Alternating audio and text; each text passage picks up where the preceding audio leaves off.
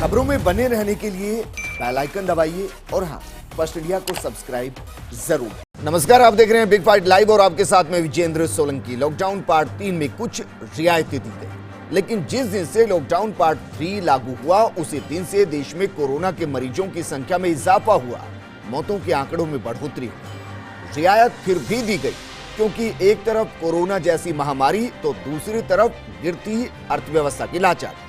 तो सवाल यह है कि क्या लॉकडाउन की शुरुआत करने में हमने जल्दबाजी कर दी या फिर अब रियायत देकर हम जल्दबाजी कर रहे हैं। सवाल यह भी है कि अगर लॉकडाउन को धीरे धीरे खत्म करना है तो फिर इसका ड्राफ्ट क्या होगा।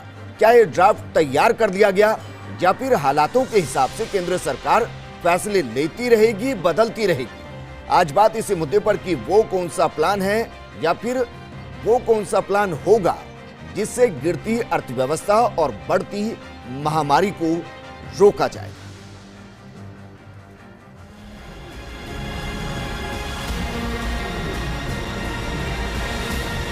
पिछले 24 घंटे में भारत में कोविड-19 के कारण हुई डेथ में 195 केसेस का इंक्रीज नोट किया गया है।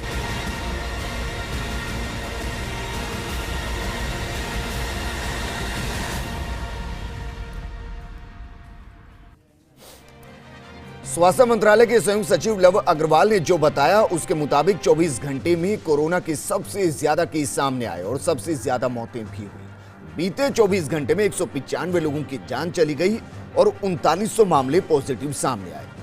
यह अभी तक का सबसे ज्यादा आंकड़ा है। तो फिर क्या रियायत की जगह लॉकडाउन को और ज्यादा सख्त करना चाहिए था। राजस्थान में भी बीते 24 घंटे में 220 से ज्यादा मामले सामने आ चुके हैं। तो फिर आगे का प्लान क्या है, आज बात इसी मुद्दे पर।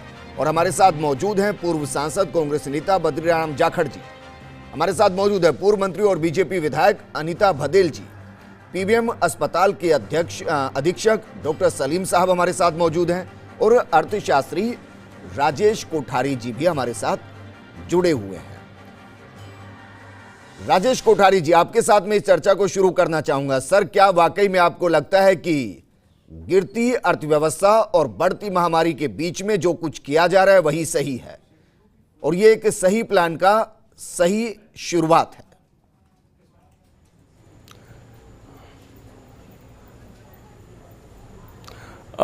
विजेंद्र जी, जो किया जा रहा है हो सकता है वो परिस्थिति जन्य उचित हो, बल्कि तर्क संगत नहीं है।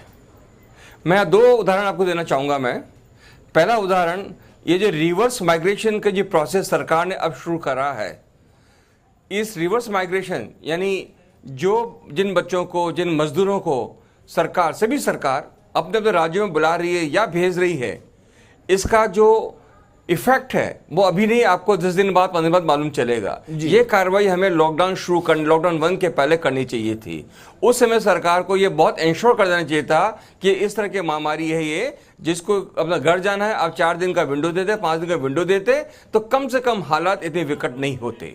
दूसरी ओर हमें समझना पड़ेगा कि ये जो अर्थव्यवस्था है, अचानक अर्थव्यवस्था में आपको ये लगे कि 16 करोड़ लोगों के हाथ से रोजगार छिन गया है, आपको लगे कि एसएमई बड़े उद्योग बंद हो गए हैं और जिन उद्योगों के पास में जो माल बना पड़ा वो बिकने को तैयार नहीं, वो बिक नहीं सकता, बायर है नहीं, पैसा है नहीं, तो अर्थव्यवस्था कैसे संभलेगी।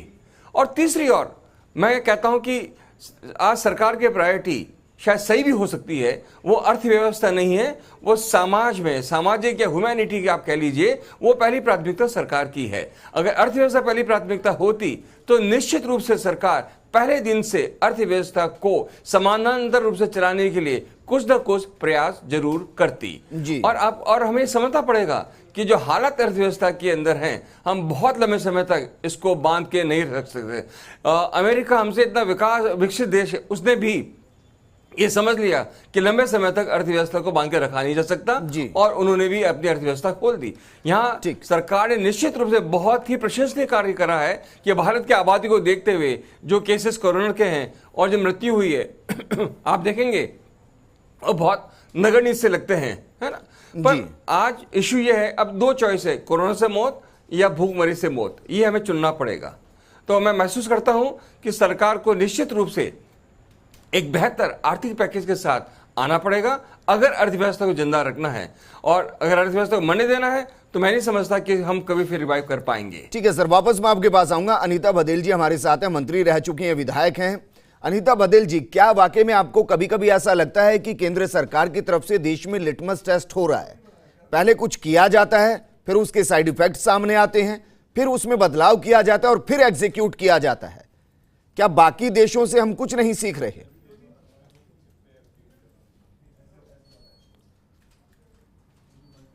देखिए विजेंद्र जी, फर्स्ट टाइम से है ना, उस समय से ही पूरी केंद्र सरकार, माननीय प्रधानमंत्री जी, इसको पहले दिन से उन्होंने लॉकडाउन आगे बढ़ करके उन्होंने शुरू किया जी। और उसके बाद में उनको ये अपेक्षा नहीं थी कि इतने लोग कहने के बावजूद भी, इतने देश भर में इस बात को फैलाने के बावजूद भी कि इकट्ठा ना हो, और लोग इकट्ठे हुए, है ना, चाहे हम किन्हीं भी प्रकार के लोगों को ये कह सकते हैं, उन्होंने बात नहीं मानी और उसके कारण से आज जो है कोरोना इस हद तक पहुंचा है। नहीं तो भारत में इसकी आकांक्षा नहीं थी कि इतनी हद तक पहुंचेगा, लेकिन फिर भी जो कोठारी जी ने बात कही है कि भारत की अर्थव्यवस्था कैसे चले, वो निश्चित रूप से भारत की अर्थव्यवस्था की चिंता माननीय प्रधानमंत्री जी करेंगे, ऐसा मुझे विश्वास है। और अभी तक उन्होंने जो जो किया है इस अर्थव्यवस्था में जान फूंकने के लिए, चाहे एमएसएमई हो, चाहे और दूसरे सेक्टर्स हो, चाहे बड़ी कंपनीज हो, उनको निश्चित रूप से भारत सरकार देखेगी। मैम, आप बता दीजिए क्या किया है अर्थव्यवस्था को पटरी पर लाने के लिए, क्या किया है आप बता दीजिए। कि नहीं, मैं बता रही हूँ ना, उन्होंने जो निर्मला सीतारमण जी ने जो पैकेज जारी किया है, जो आरबीआई को उन्होंने निर्देश दिए हैं, है ना, और वो आने वाले समय में भी वो होने वाला है, ये निश्चित रूप से मान लीजिए। लेकिन अनीता बघेल जी, दोनों जिन फैसलों का आप जिक्र कर रहे हैं मैम, उसका इंडस्ट्री से क्या लेना देना, जरा बताइए। अगर गरीबों को राहत पैकेज दिया गया है, अगर आरबीआई ने कुछ कहा है कि चले ठीक है 3 महीने तक ईएमआई को सस्पेंड कीजिए, वाकई में अर्थव्यवस्था पटरी पर आएगी?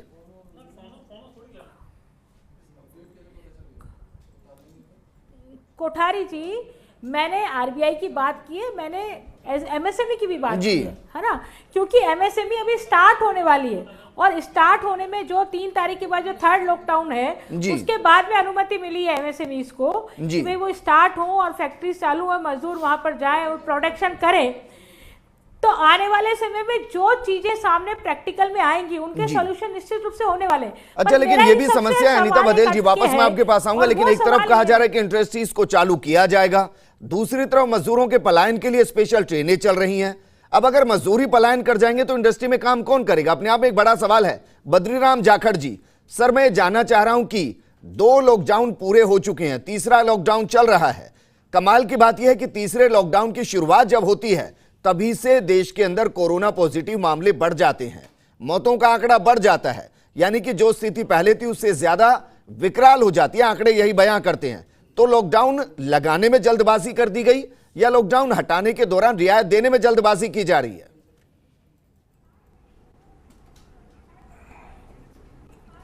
मैं आपको बताना चाहता हूं, सबसे पहला तो मैं आपको धन्यवाद देना चाहता हूं, आप हमारे को बुलाकर और जो ऐतिहासिक काम करने के लिए प्रधानमंत्री जी को कहना चाहता हूं, भारत सरकार को कहना चाहता हूं कि भारत सरकार जनता को बताएं कि आगे क्या होगा और कैसे व्यवस्था होगी। आप व्यवस्था देख लीजिए, पहले बहुत लॉकडाउन में लागू किया तो सेम डे ट्रेन को चालू करने के लिए पहले तो बताया नहीं, 2-3 हज़ार आदमी महाराष्ट्र में शामिल हो गए और सेम डे उसने दूसरा लॉकडाउन चालू कर दिया।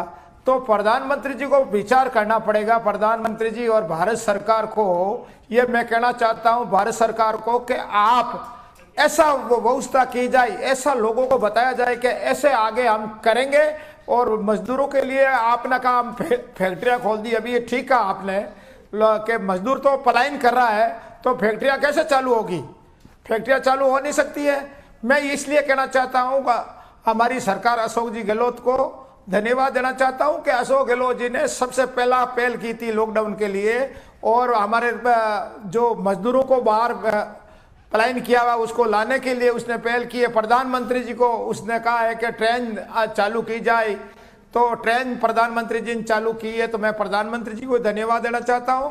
और सबसे ज्यादा धन्यवाद देना चाहता हूं हमारे राष्ट्रीय अध्यक्ष सोनिया गांधी जी को, क्यों सोनिया गांधी जी ने निर्णय लिया है कि जो लोग बाहर हैं उसको बद्रीराम जाखड़ जी, सर माफी के साथ मैं रोक रहा हूं, कोई ये धन्यवाद सभा नहीं चल रही है सर, मैं डिबेट कर रहा हूं, ये धन्यवाद सभा नहीं चल रही है सर। आप मुझे सीधा सीधा बताइए कि अर्थव्यवस्था जो गिर रही है उसको सुधारने और जो कोरोना के आंकड़े बढ़ रहे हैं उसको कंट्रोल करने का प्लान क्या होना चाहिए? लॉकडाउन करने में जल्दबाजी हो गई या रियायत देने में जल्दबाजी हो रही है? अच्छी व्यवस्था की जाए। मैं ये कहना चाहता हूं प्रधानमंत्री जी और भारत सरकार एक अच्छा पैकेज दे राजस्थान सरकार को जी। और पैकेज दे, एक तो देवे हर घर में 5,000 रुपया और 50 किलो गेहूं, ऐसी व्यवस्था की जाए गरीबों के लिए। तो ये आगे लॉकडाउन चलेगा नहीं, लॉकडाउन की स्थिति आज के दिन खराब है, बहुत खराब हो जाएगा। अच्छा, अब ये चाह रहे हैं कि लॉकडाउन अभी कंटिन्यू रहे, ठीक है। डॉक्टर सलीम हमारे साथ जुड़े हैं। डॉक्टर सलीम साहब, डॉक्टर सलीम साहब, बताइए मैम एक बार मैं डॉक्टर सलीम साहब से रिएक्शन ले लूं, फिर आप आपस में बात कर लीजिएगा। डॉक्टर सलीम साहब, सर जिस तरीके के आंकड़े शुरुआत में आए, एक पैटर्न को अगर देखेंगे तो अचानक से मामले बढ़े हैं और खासकर लॉकडाउन 3 यानी कि बीते 24 घंटे के अंदर देश में 3900 मामले सामने आए, 195 मौत हुई, जो कि पूरे 45 दिन का सबसे सर्वश्रेष्ठ आंकड़ा है। इसको क्या समझा सा है सर? लॉकडाउन को कंट्रोल करते हुए कोरोना को कंट्रोल किया गया या लॉकडाउन अब जैसे जैसे रियायत दी जा रही है मामले बढ़ रहे हैं?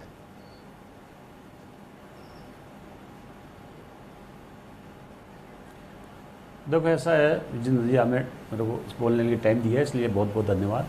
लेकिन ऐसा है कि जब से कोरोना शुरू हुआ है, जब से बीकानेर में अभी जो हुआ है तो उसमें तो जो लॉकडाउन कुछ रिलैक्सेशन हुआ है उसके बाद में भी ज़्यादा केस हमारे पास में नहीं है जी।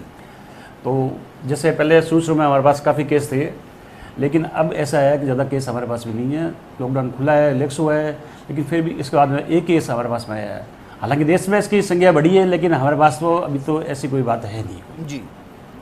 सर अपने ही देश में केरल का एग्जांपल ले सकते हैं। केरल में पहला केस आया था, उसके बाद केरल को कंट्रोल किया गया, लेकिन जैसे ही वहां रियायत दी गई, जैसे ही परिवहन सेवाओं को शुरू किया गया, उसके बाद फिर तेजी से वहां मामले बढ़े थे। जापान के एक शहर को ले सकते हैं, वहां कोरोना खत्म हुआ, लॉकडाउन को खत्म किया, फिर तेजी से मामले बढ़ गए। सर इन एग्जाम्पल से हम कुछ तो सीख रहे होंगे।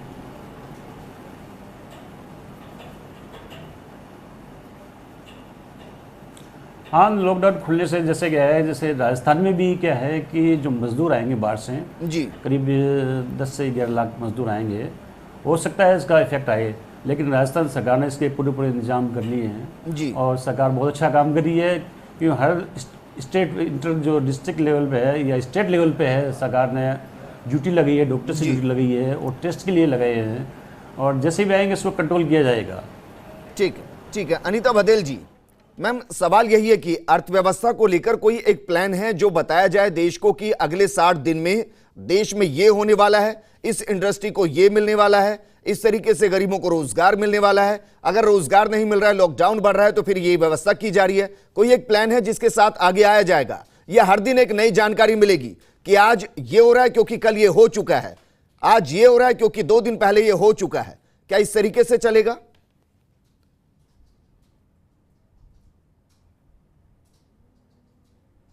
विजेंद्र जी, मुझे ये बताइए जी कि ये सारी समस्या तो कोरोना की वजह से है ना जी। जब प्रदेश में, हमारे प्रदेश में भी कोरोना की जांचें ठीक ना करे राज्य सरकारें, उतनी संख्या में ना करे जितनी संख्या में होनी चाहिए, है ना, और आपको तीसरा लॉकडाउन भी आपका फेलियर जाए क्योंकि आप ठीक प्रकार से जांचें नहीं कर पा रहे हैं, आप अधिक संख्या में जांच नहीं कर पा रहे जी। तो आप कैसे कंट्रोल करेंगे कोरोना को?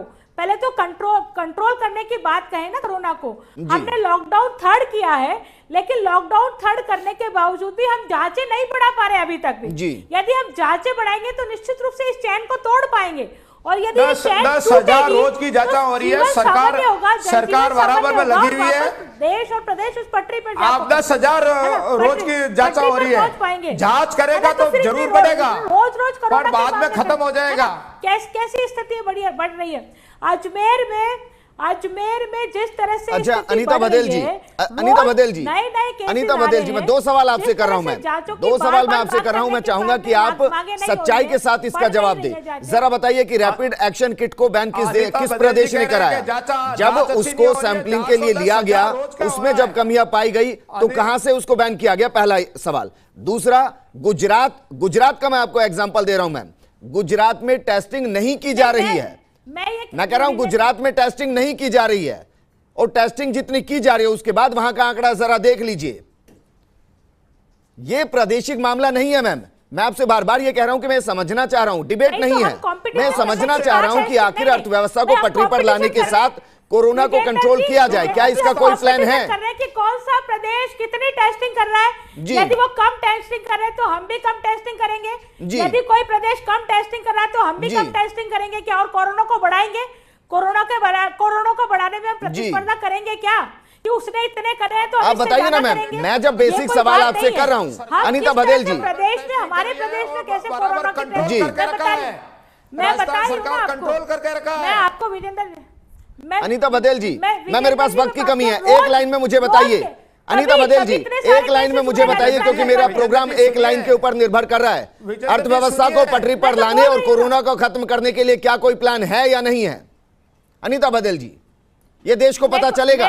मेरे को बिल्कुल प्लान है, बिल्कुल प्लान है, पर जनजीवन तो बिल्कुल प्लान तो है ना, जब जी। जनजीवन सामान्य होगा तभी तो प्लान इंप्लीमेंट करोगे कि अभी कोरोना के लॉकडाउन में मैम, implement जनजीवन करोगे? को सामान्य करने अभी के लिए भी तो कोरोना एक के प्लान लॉकडाउन चाहिए ना, implement करोगे क्या उसको उस प्लान कंट्रोल को? करने के लिए भी तो जब एक जनजीवन प्लान सामान्य चाहिए। होगा ठीक तभी- है, ठीक है, राजेश कोठारी जी, तो मैं वही कह रही हूँ ना। राजेश कोठारी जी, सर तभी- मेरे पास वक्त की कमी है, तभी मैं तो चंद एक शब्दों बार में आपसे सामान्य जानना बीमारी से तो चाहूंगा हो जाए कम से कि कम। अर्थव्यवस्था तब तो पटरी आप पर इसको आए, सामान्य कर कोरोना पाएंगे। कंट्रोल हो जाए, कोरोना खत्म हो जाए, क्या कोई एक ऐसा प्लान दिखाई दे रहा है? केंद्र सरकार को प्लान बनाना तो चाहिए, बताना तो चाहिए कि अगले 60 दिन में हम ये जी। करने वाले हैं।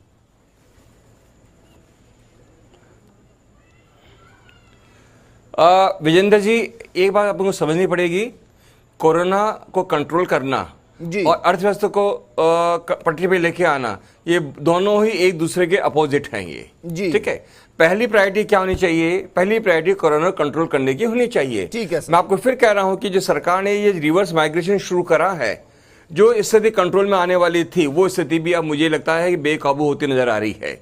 दूसरी ओर जो अर्थव्यवस्था को पटरी पर लाने की बात आप लोग कह रहे हैं, ये सरकार को 3 चीजें जरूर करनी चाहिए। पहली बात, एक कंड्यूसिव इकोनॉमिक एनवायरनमेंट क्रिएट करे, सरकार घोषणा करे कि भाई अगले 6 महीने तक कोई टैक्स नहीं, कोई किराया नहीं, कोई ब्याज न दुकानदार को देना है, न किसी को देना है, न उद्योगपति को देना है। उस अवस्था में जो लॉस होने वाला है बैंकों को, वो सरकार उसको कंपनसेट करे। ठीक है सर। दूसरी ओर मैं आपको ये फिर कहने की कोशिश कर रहा हूं कि अर्थव्यवस्था में अभी भी पोटेंशियल्स हैं, अभी भी जान है, पर रूट उसका दूसरा होगा। रूट बड़े उद्योग नहीं होंगे, उसके रूट होगा एग्रीकल्चर, रूट होगा इंफ्रास्ट्रक्चर, रूट होगा फार्मास्यूटिकल्स, रूट होगा आईटी एंड आईटी इंडस्ट्री। यानी हम सब चीजों को छोड़कर वहां फोकस करें जहां हमारी पोजीशन स्ट्रांग है और जहां हम कॉस्ट और बेनिफिट के एनालिसिस पे हम लोग पॉजिटिव पा सकते हैं। ठीक है सर। तीसरी बात मैं कहना चाहूंगा कि अगर आप अर्थव्यवस्था को वापस में लेना क्या चाहते हो, तो आपको एक तय करना पड़ेगा कि कोरोना के साथ जीना और इंडस्ट्री को चलाना। ये बहुत टफ डिसीजन है, क्योंकि मैं मानता हूं कि बिना इंडस्ट्री चलाए हुए, बिना उद्योग धंधे चलाए हुए, बिना ऑफिस चलाए हुए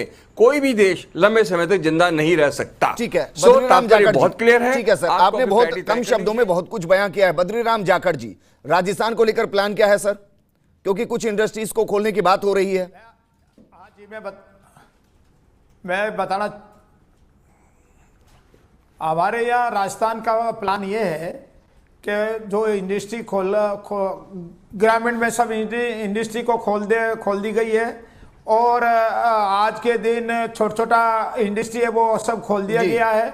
और हमारी सरकार हमेशा टेस्टिंग, महीने 10,000 टेस्टिंग करते, इधर बदल के थी टेस्टिंग नहीं हो रहा है, इस वजह से थोड़ा बढ़ेगा, पॉजिटिव आएगा, पर बाद में खत्म हो जाएगा। हमारी सरकार बराबर, भारत सरकार पैकेज दें राजस्थान सरकार को। राजस्थान सरकार हमेशा अशोक गहलोत जी की सरकार तो बड़ी मजबूत के साथ में खड़ी है और लोगों की मदद करने में कोई कमी नहीं रखेंगे। ठीक है sir. Doctor Salim, final comment मैं आपसे चाह रहा हूं सर, जो ये पलायन हो रहा है, जो ये स्थिति अभी दिखाई दे रही है, आपको लग रहा है कि कोरोना बढ़ने वाला है या फिर घटने वाला है? क्योंकि लॉकडाउन पार्ट 3 17 मई तक है। इस सिचुएशन में बढ़ेगा या घटेगा?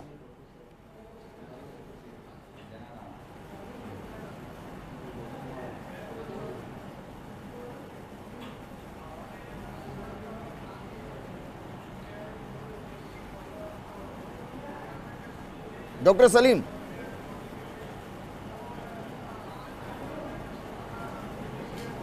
हाँ जी।